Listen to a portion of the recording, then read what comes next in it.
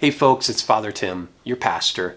I wanted to talk to you about mission, the mission that Jesus gave us and the practical and exciting things that are coming forward that are going to enter in and help our mission. Jesus founded the Catholic Church in order to save souls, in order to bring people to heaven, in order to accompany us in this life. And of course, that Catholic Church includes our parishes out here in Warren and Henderson County. We are so blessed to be caught up into the mission of Jesus and to be able to bring this mission forward. This is our call. And I'm so blessed to be your pastor, building on the good work that has come before, especially the good work that Monsignor Mack led the parish in doing right before I came back this second time. Now, when I became pastor, I was thrown right into this capital campaign, or at least the planning for it. And it's deja vu because that's the same thing that happened before when Monsignor and I came in 2012. I'm really excited, and my main goal is to make sure that everything we're doing is in line with the mission that Jesus gave us. That's really my great desire. And I'm going to talk about that and the three different things that we're planning on doing, but I want to make sure you know that this isn't really the greatest source of information that you're going to get on all these things. The greatest source is going to be these informational meetings. These informational meetings are part of the feasibility study. We're not in a capital campaign yet, we're in a feasibility study. These are the places where you're going to be able to get information and you're going to be able to share your input. We have one coming up this Thursday at 6:30 in the Mary Toomey Hall, and then we have one coming up Sunday at 1 p.m. in the Mary Toomey Hall. You'll be invited to that or to other informational meetings. It's all the same information, a couple different presenters, but it's one casebook, and all the info is going to be there, and you'll have the chance to ask questions. So that being said, and I hope everyone's able to make it to those. If you're not able to, then please follow up with myself, with Monsignor Mack, with Mr. Frakes, and we'll be able to share all the information and answer questions.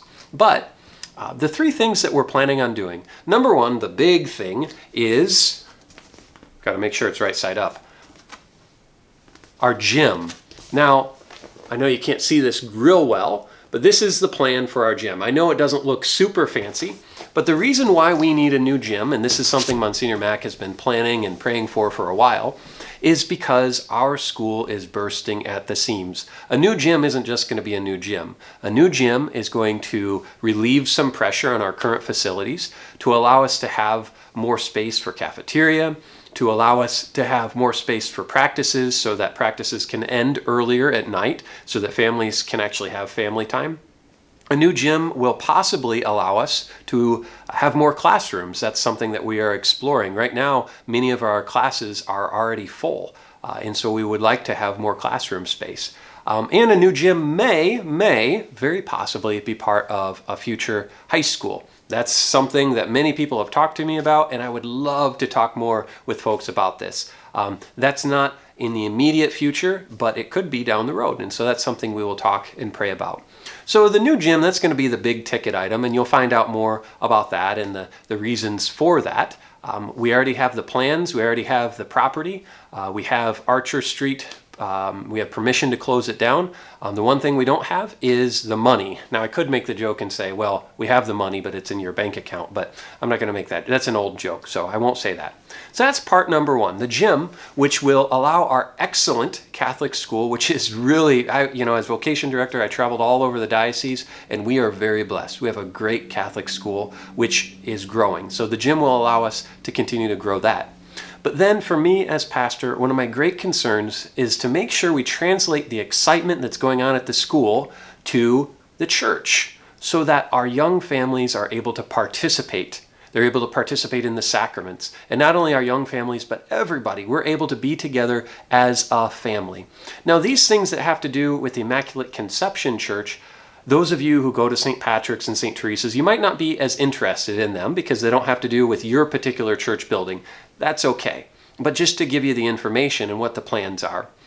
Now, so this is number two. This is the practical things that have to do with our church. Now, I know many of you love walking in the summer and feeling those wall units of air conditioning blowing straight down on you so that you feel like you're right there in Antarctica. However, we're thinking of taking those away. Those wall units have done their job. They've been there for 30 some years. but we want to have central air. We also want to have central heat because our boiler is also just about at its lifespan. Along with that, we need a new roof. Our roof has served us well, and it's just about at its lifespan. And so before it starts leaking and damaging more things, we want to be able to address that. So that's number 2. And what I would say the big goal for that is to hand on to the next generation a beautiful church, just as past generations have handed on to us, that isn't burdened with all kinds of maintenance issues. That's number 2. It has to do with the next generation. Number 3 has to do, as I said, with translating all of the great things that are going on in our school and elsewhere and removing obstacles so that people can participate in the sacraments. So what we would like to do is to build a new confessional. Our confessional right now is okay, but I think we can build one that's going to attract more people to the sacrament of reconciliation, allow more people to be able to participate in a way that's comfortable, that's more private, and also that's handicap accessible so that people can use our confessional. The other one is something that I really want to explain so that we all kind of understand what the desire is. Now, we all are blessed and we all know that it's great when a family brings a kid into the church, no matter how old the kid is, no matter how squirmy and wiggly the kid is. And I guarantee you, no matter how your child behaves, I was probably worse. I can give you my mom's number and you can talk to her and get some information from her. So we all welcome kids into the church, and none of us wants a family to feel like they can't bring their kids to the church. However, I have heard from many young couples, especially young mothers, that it's an obstacle for them to bring their child to church when they're not sure how the kid's going to behave. They don't want to feel embarrassed.